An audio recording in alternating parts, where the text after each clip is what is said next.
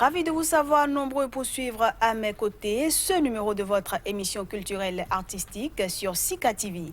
Au menu, nous irons à la rencontre de la danseuse étoile franco-italienne de l'Opéra de Paris, Eleonora Abanito, qui a pris sa retraite. La seconde partie de cette émission sera consacrée au journaliste culturel béninois Eustache Agboton. En tant que coordinateur de la plateforme Nos Cultures, il nous parlera de la création et de l'animation d'un blog. On se dit à tout de suite donc.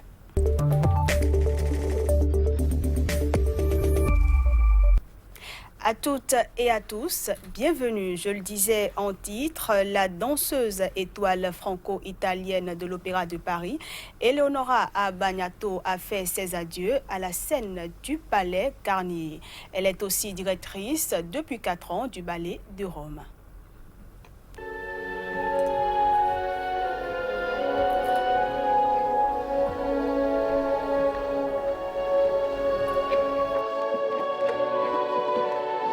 Les danseurs sont souvent angoissés par la fin de leur carrière à un âge relativement jeune. Mais ce n'est pas le cas de Eleonora Abagnato, danseuse à double casquette, puisqu'elle est étoile à l'Opéra de Paris et directrice depuis 14 ans du Ballet de Rome. Moins connu que celui de la Scala, le Ballet de Rome a gagné en visibilité sous son mandat avec l'invitation de grands chorégraphes et une collaboration avec Dior. Bonjour. Rien que les applaudissements de l'Opéra de Paris vont me manquer, quoi. C'est un public unique qui, vraiment, tu sens à la fin des spectacles et le silence pendant. Donc, c'est assez impressionnant. Et en fait, ce qui va me manquer, c'est la scène de Garnier, finalement, plus qu'autre chose. Et ça, c'est les plus beaux moments ici. Et c'est les moments avec les plus grands chorégraphes qui nous ont fait pleurer, qui nous ont insultés, qui nous ont poussés à notre maximum, comme Pina Bausch. Parce que je dis toujours, il ne faut pas lâcher, il faut le faire avec passion, il ne faut pas s'arrêter et d'y croire, parce que finalement, d'être danseuse étoile, c'est le rêve de tout le monde, mais ce n'est pas pour tout le monde. Parce que c'est une place très difficile. Si son parcours ressemble à un conte de fées, son entrée à l'école de danse de l'Opéra à 14 ans n'a pas été facile pour une petite Sicilienne de Palerme. L'étoile, qui va tourner un film sur son enfance, évoque une famille plus intéressée par le ballon rond que par la danse, avec son grand-père footballeur et son père président d'une équipe à Palerme. Elle doit tout à sa mère, qui la garda les après-midi dans l'école de danse, située en dessous de son magasin de vêtements. On aborde à présent la seconde partie de cette émission consacrée à l'invité.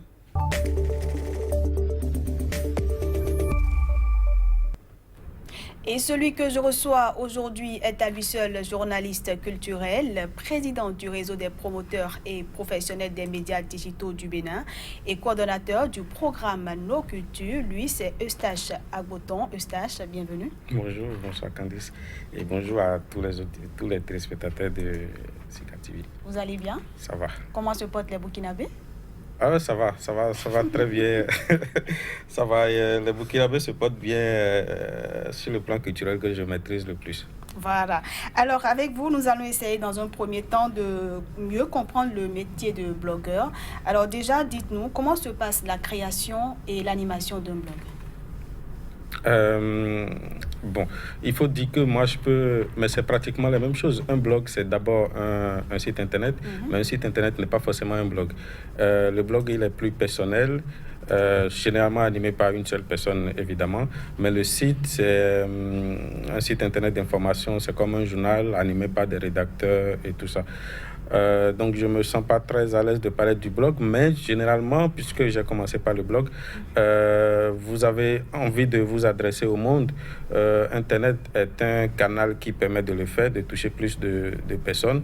Et donc, vous décidez de créer un blog, vous partagez vos avis et vos expériences sur un sujet souvent précis. Ça peut être un blog culinaire, un blog sur la culture, un blog sur le sport, sur la politique, où vous donnez votre avis.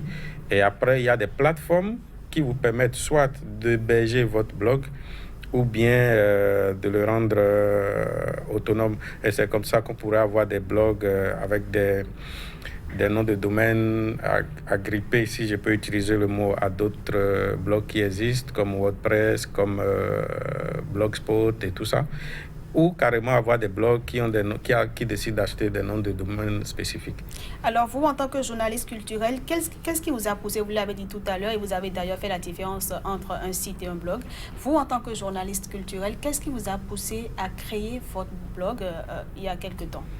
Bon, j'ai d'abord commencé par créer un blog, ça c'est en 2007-2008, pour relayer les articles que j'écrivais pour différents journaux. Parce que Internet, on commençait tous par s'habituer à Internet. Et travaillant dans des médias où j'avais l'impression que les articles et les points de vue que je donnais n'étaient pas suffisamment relayés, il y avait la possibilité d'avoir justement un blog pour pouvoir atteindre plus de monde. Après, vous n'êtes pas sans savoir qu'en 2010, on a essayé de mettre en place une plateforme qui est devenue quand même au fil des années la plateforme la plus visitée du Bénin, ça s'appelait Bénin Culture. Et donc de 2010 jusqu'à 2018, j'ai pu diriger cette plateforme qui n'était pas donc un blog, puisque animé par différents rédacteurs avec une équipe qui faisait des conférences de rédaction comme un journal normal. Et après, depuis le 14 octobre, on a lancé effectivement une plateforme panafricaine à Bamako qui s'appelle Nos Cultures. Et on va y revenir. Alors, il faut en moyenne combien de temps pour un blogueur pour rédiger un article, par exemple? C'est pas, on ne peut pas donner de temps. Déjà, c'est compte tenu du sujet qu'il veut aborder, des éléments qu'il veut y mettre. S'il a tous les éléments, donc il lui prendra le temps qu'il faudra par rapport même à un journaliste aussi pour écrire un article. S'il faut aller chercher des éléments, il doit aller sur le terrain et tout ça. Donc ça dépend vraiment du sujet et des éléments qu'il compte mettre dans son article. On ne peut pas déterminer un temps, quoi. D'accord. Alors Eustache, en tant que président du réseau des promoteurs et professionnels des médias digitaux du Bénin, que pensez-vous des réseaux sociaux et surtout de leur utilisation par les professionnels ou les journalistes culturels? Ce n'est qu'un prolongement de ce qu'on fait. Les réseaux sociaux permettent justement de partager. On les utilise comme des moyens de partage. Ça donne plus de visibilité à nos articles. Ça permet aux gens d'aller sur nos différentes plateformes. Et donc, comme tout internaute, on utilise les réseaux sociaux pour pouvoir faire plus de lumière sur ce qu'on fait. Sans les réseaux sociaux, petite anecdote, quand on a lancé Nos Cultures, Facebook l'a bloqué parce que dans le nom, ça fait penser à nos cultures, pas de culture, et c'était un peu contre leur politique. Il a fallu leur envoyer plein de documents pour leur expliquer en réalité. Nos cultures, c'est la forme abrégée de Nord-Ouest Culture. Et donc pendant presque un mois, on ne pouvait pas partager les articles de Nos Cultures sur Facebook. Ça fait qu'on n'a pas eu beaucoup de trafic, mais quand Facebook nous a finalement autorisé à faire les partages, voilà, ça a eu un boom sur les visites. C'est un exemple concret de ce que les réseaux sociaux ne sont qu'une complémentarité de notre travail que nous faisons.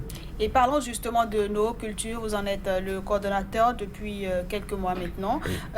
Ça a été lancé par l'Agence panafricaine d'ingénierie culturelle APIC et ce programme a été initié pour contribuer à la valorisation des cultures africaines sur Internet.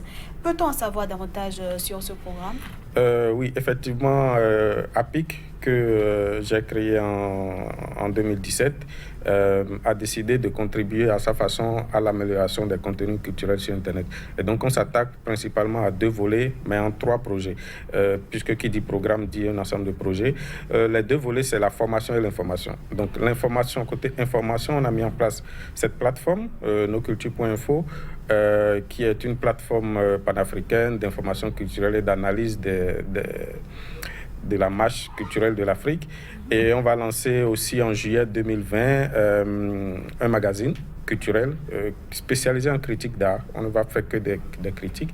Et sur le plan formation, maintenant, on va lancer déjà en janvier là un cursus semestriel de formation des créateurs de contenu culturel, donc journalistes, blogueurs, tous ceux qui contribuent à mettre du contenu culturel en ligne. On a prévu 6 mois de formation pour leur montrer comment analyser l'actualité culturelle, comment analyser les dynamiques culturelles et artistiques sur le continent. Et donc, ce sont 3 projets mis ensemble qui constituent le programme Nos Cultures qui a démarré en juin 2019 et qui va prendre fin en mai 2022. Alors, Nos Cultures est une plateforme panafricaine. Comment se fait son animation? Comment est-ce que vous arrivez à avoir les informations pour pouvoir l'animer? L'Afrique compte 5 régions. Et nous avons même ajouté la diaspora parce qu'on considère qu'il y a beaucoup d'Africains qui sont hors de leur continent mais qui font de belles choses. Et donc, nous avons 6 zones à couvrir. La technique qu'on a adoptée est très simple. On a un rédacteur en chef, entre guillemets, par zone, qui a sous lui maintenant des rédacteurs. Pour l'instant, tout n'est pas encore bien huilé, mais c'est ça. Et donc, du coup, quand il y a une information à partager en Afrique de l'Ouest, moi, je sais qui toucher pour que l'information soit là. S'il y a un festival à couvrir, s'il y a des choses, des enquêtes à mener, il y a une rédactrice en chef Afrique de l'Ouest, il y a une rédactrice en chef Afrique du Nord, un rédacteur en chef Afrique centrale, ainsi de suite. Donc, c'est eux qui remontent l'information au niveau du comité éditorial que je coordonne évidemment et qui lit et qui apporte des corrections avant de la mise en ligne de l'article. Donc, on a essayé de dispatcher le travail comme ça. Et quel avantage est-ce que les internautes, ceux qui vous suivent, quel avantage est-ce qu'ils ont à suivre, par exemple, ce que vous faites sur le net, vos différentes activités et tout? Ça leur apporte quoi de plus? L'information. L'information, c'est le pouvoir. C'est notre leitmotiv. Quand vous avez l'info, c'est que vous avez le pouvoir de décider de ce que vous faites avec. Mais quand vous ne l'avez pas, les autres décident à votre place. Alors, Eustache Agboton, pour finir, à quoi est-ce qu'on doit s'attendre désormais ou dans l'avenir avec le programme et la plateforme et tout? Essentiellement, je me concentre sur 2020. On va lancer la formation, l'appel à candidature le 31 janvier à travers une conférence de presse à Ouagadougou. Et on prépare déjà le premier numéro du magazine pour juillet 2020. Et en juillet 2020, justement, on va organiser dans le cadre du programme la première semaine panafricaine de la critique d'art qui va réunir tous les professionnels de critique d'art d'Afrique à Ouagadougou du 20 au 26 juillet pour discuter justement de comment réinventer la critique d'art en Afrique.